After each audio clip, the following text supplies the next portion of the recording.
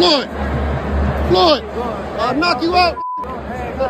He's sick, look at him. Welcome to the motherfucking relay. We're covering today's top boxing news. With all the critiques, do you feel any pressure to have a dominating performance against Zepeda like Fuck the critiques, it ain't got nothing to do with the critiques, it's me. So it's all eternal. Eternally, I feel like I just want to prove to myself and the world who I really am. So. Champ, how's your hands? Are they good? Are you?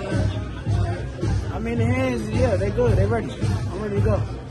Boxers, athletes, have never had a great relationship with the media or their critics. I don't expect them to, because why would anybody like somebody telling you how to do your job? Though because they're telling you, there's something to be said about that. That doesn't invalidate the criticism. There's a gray area there, because Shakur is very good with that style. At least he is effective, but that doesn't mean he's entertaining anybody. So two things can be true at the same time, and when he is so dismissive of what people are saying, well, that's not encouraging, because we don't need another performance like what we saw in the Nicotila fight or the De Los Santos fight, what we saw 2 weeks ago in Times Square with Devin Haney, what we saw in Saudi from William Skull.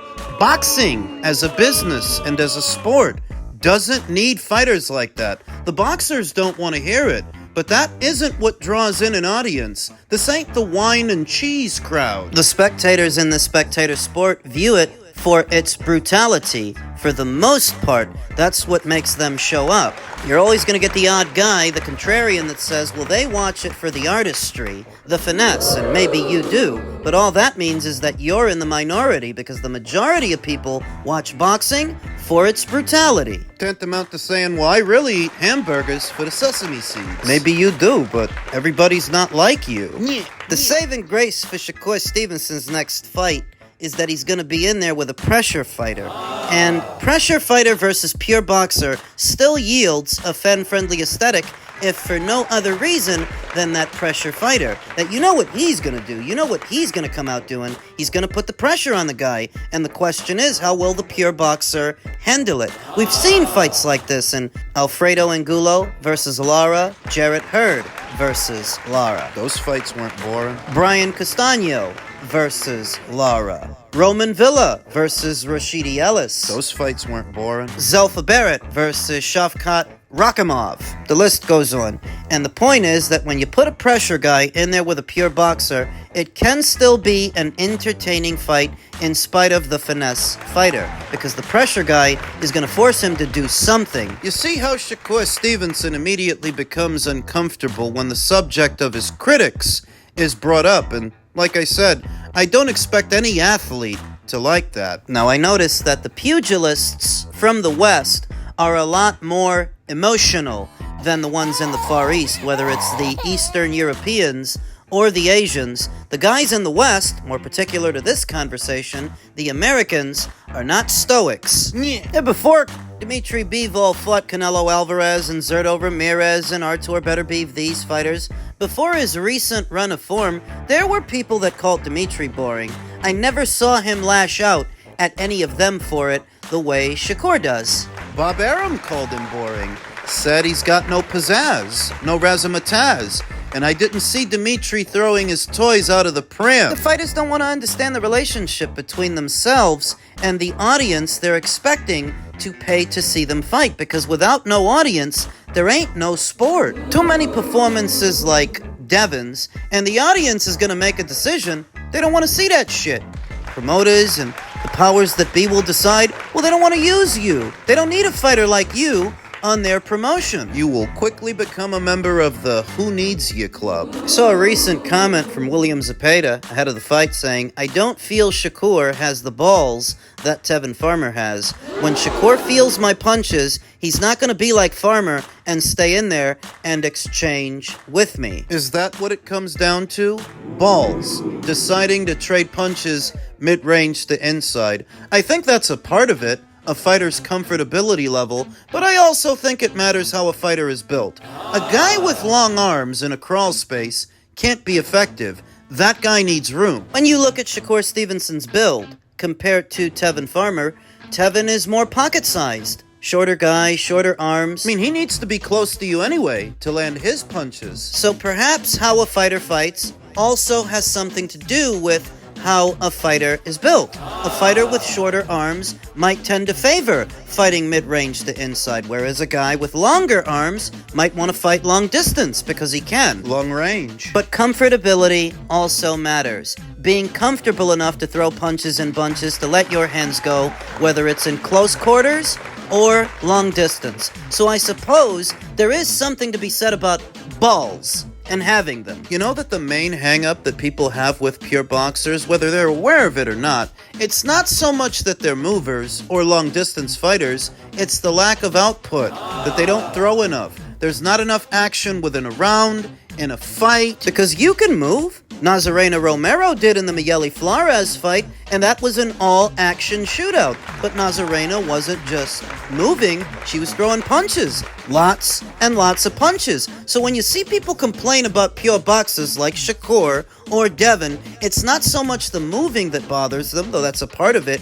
It's actually the lack of output. The American fighters like Shakur need to make statements in their upcoming outings, whether he wants to accept that or not, because right now, they're being shown up by the international fighters that have fought on Turkey shows. Just in a very general sense, a lot of the memorable moments we've been seeing involve international fighters more than Americans, in spite of their highfalutin attitudes. Their egos. You can be as skilled as you want to be, but if you're not entertaining anybody, that's a problem. That is a huge problem, because this is entertainment after all. It's intended to be. So I wonder how Shakur is going to deal with the volume and the aggression of William Zepeda. Is he just going to move around, try to keep space? This guy throws a lot of punches, and if you don't respond, it's easy for him to outwork you. Makes the judge's decision that much easier when he's throwing all his stuff and you're not doing much of anything but moving around. We'll see what happens.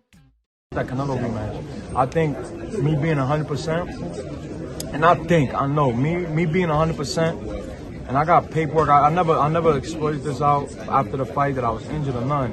You know what goes on in camp. You know what I'm saying? So with that, and then I went in there and still did my thing. With that in my mind, the whole camp, and I still went in there and did my thing, bro. You seen this guy Skull, bro? Skull went in there and ran the whole 12 rounds, bro. And you are the IBF world champion. That's what I don't get. But then they say, then they want to say, I ran you crazy. Jamal Charlo, this guy's a undisputed world champ, ran the whole fight, and then went in the back of the locker room and said that, yo, this man hit so hard, So why you went in there with him in the first place? You know what I'm saying? So, and then you got a guy like me that people was on me saying I was gonna get knocked out on 2 rounds, knocked out on 3 rounds, and I made everybody eat their words. 20,000 people, I walked out, booed me.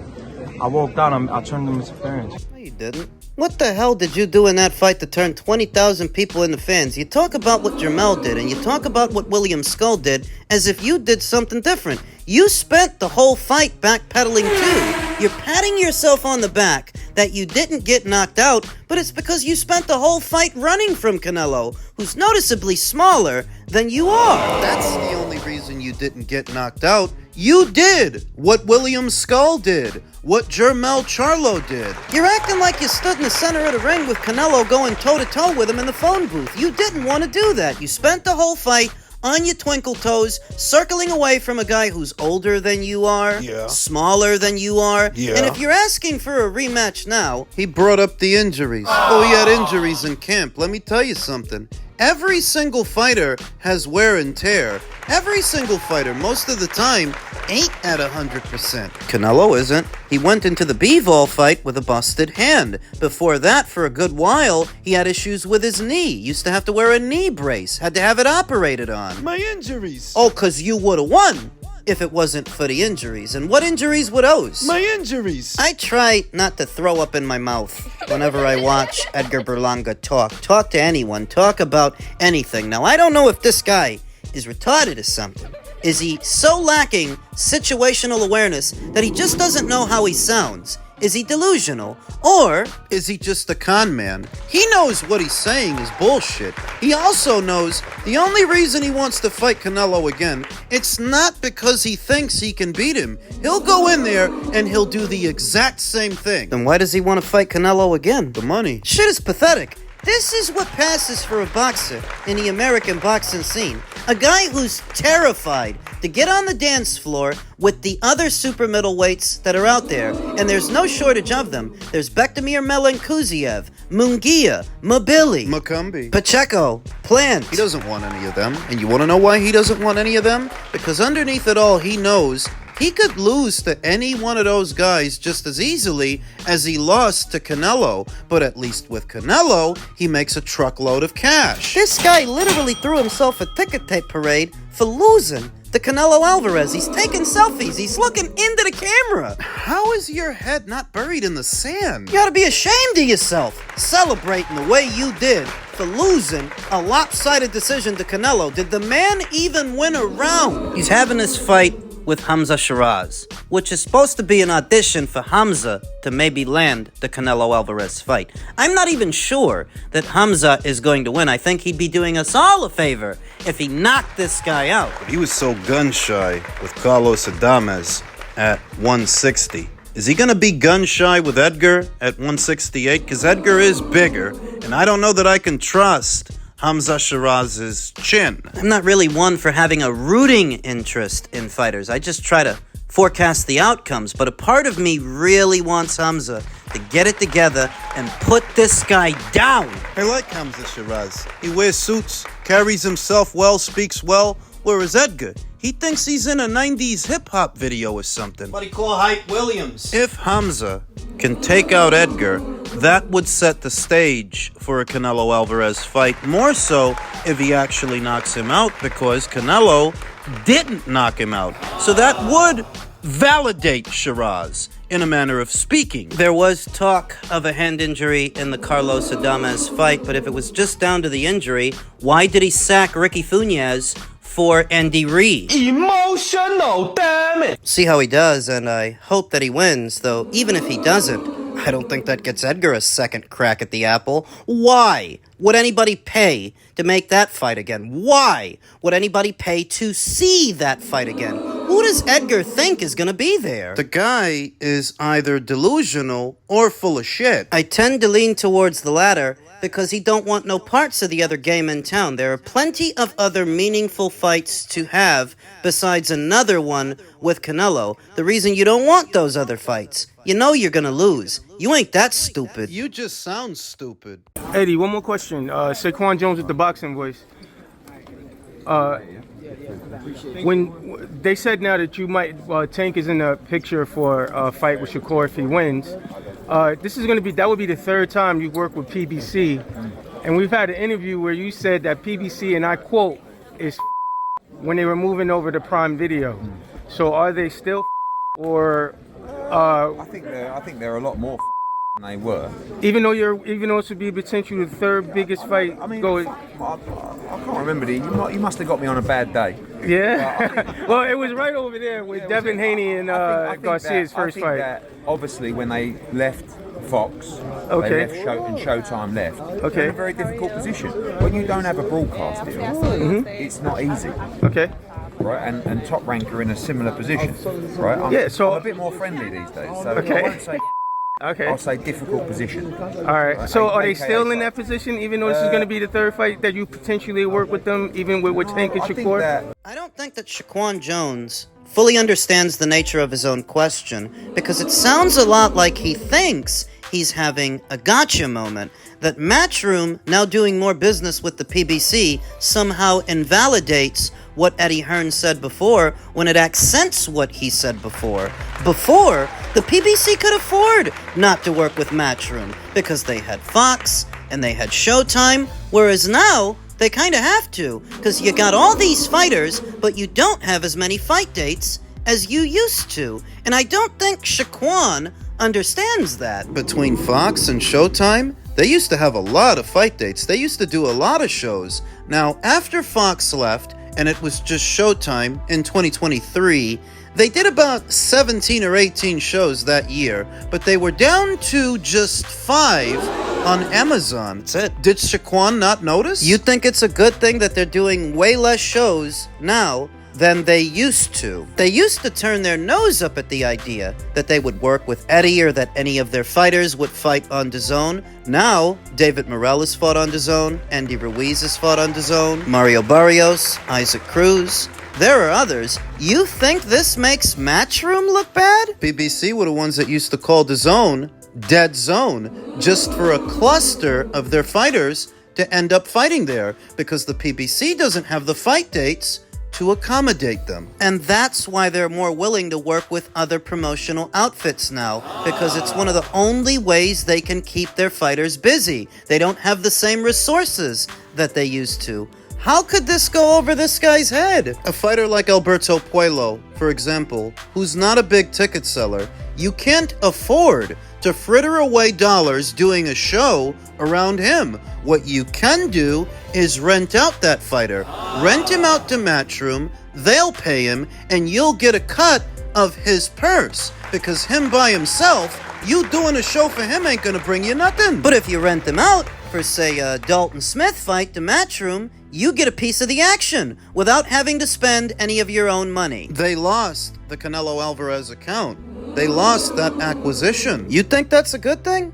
They only did 5 shows last year, and 2 of them were Canelo Alvarez fights. Now, they don't have Canelo to turn to. You think that's a good thing? Gervonta Davis only fought once the entire calendar year last year. You think that's a good thing? It was the same with David Benavidez. These are their flagship fighters. You think that's a good thing? Let me spell it out for you. It's not. See, this is tantamount to that girl in high school that didn't want to give you the time of day, and then some years pass and the circumstances change, and now she's willing to give you a blowjob in the staircase. Except you don't really want it. You don't really need it. Well, you'll take it. Kind of like how Matchroom doesn't need to work with the PBC on a Dalton Smith fight because Dalton Smith's is mandatory. Worst comes to worst, it goes to a purse bid and let the winning bid decide who the fight goes to. But do you think the PBC has money to burn on Alberto Puello?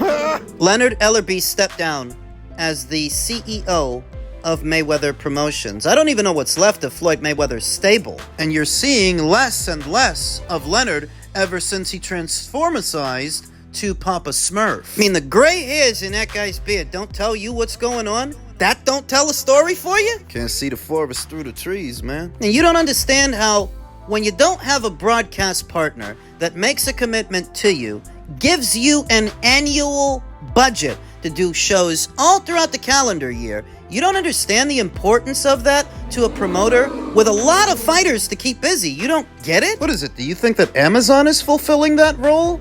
I reiterate, they only did 5 shows last year. How did you miss that? 4 of them were pay-per-views, meaning that Amazon didn't pay for them. They were expecting me and you to pay for them. This is not the gotcha moment that you thought it was, and that's gone completely over your head. It's 2025 and these guys still don't understand that the PBC is in a bad way. They're gonna stay there if they don't get another broadcast partner, a real one.